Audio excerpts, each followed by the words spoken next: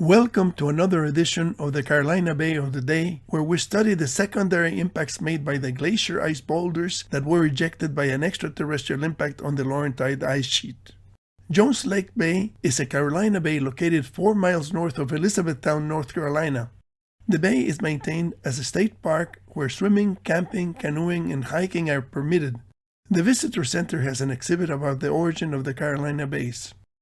A satellite image clearly shows the outline of Jones Lake Bay, which has a length of 2,315 meters, or about 1.4 miles. The lake occupies about one-third of the bay's surface.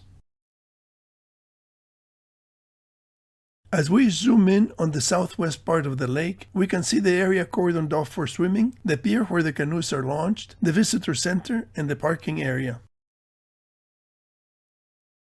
Jones Lake's open waters and sandy bottom have given us a beautiful setting to enjoy nature. The water of the bay has the color of tea from the vegetation that falls into the water and from the fact that the bay has no natural drainage. I visited Jones Lake Bay in 2017 when Graham Hancock came to the United States to do research for his book America Before. George Howard organized this exploration of the bays.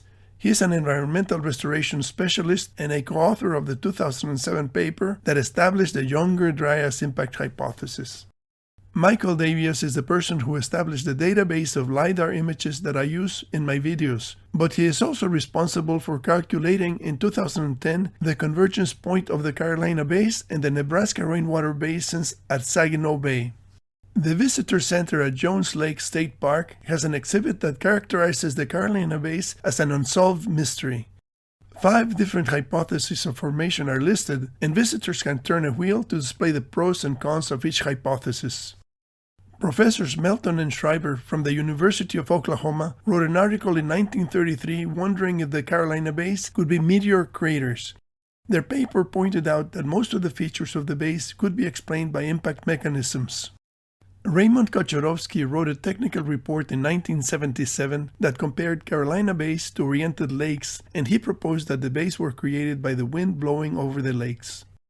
In 1942, Professor Douglas Johnson from Columbia University proposed that the bays originated from artesian springs that were later modified by the wind.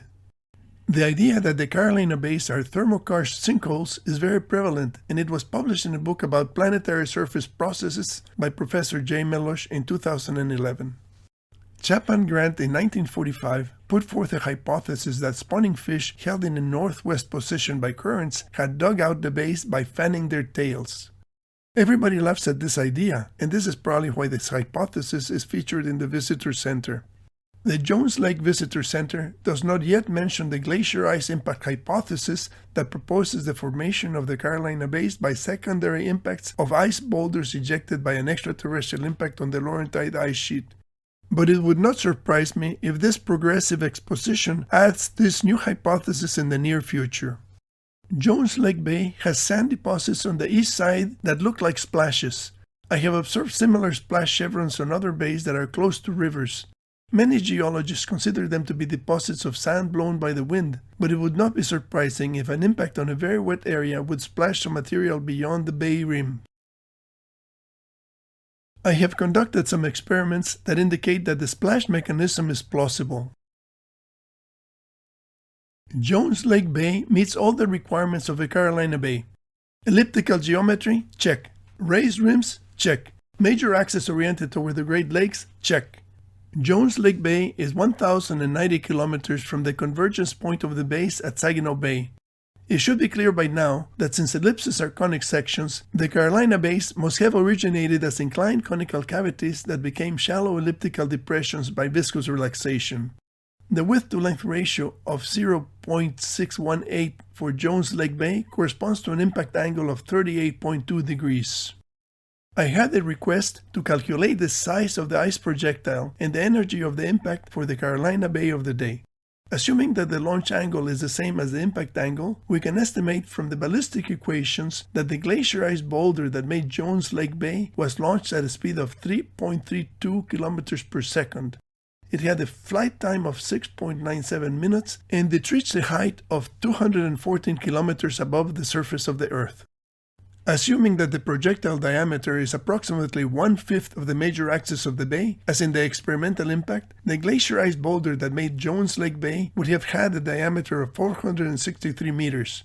The kinetic energy of this ice boulder impacting at 3.32 kilometers per second is equivalent to 62.8 megatons of TNT. If you are interested in exploring the Carolina Bays, Jones Lake Bay offers a very civilized way to do it. The friendly park rangers provide information about local conditions so that you can explore safely. The description of this video has a link to the park website. I will continue to examine the Carolina Bays one bay at a time.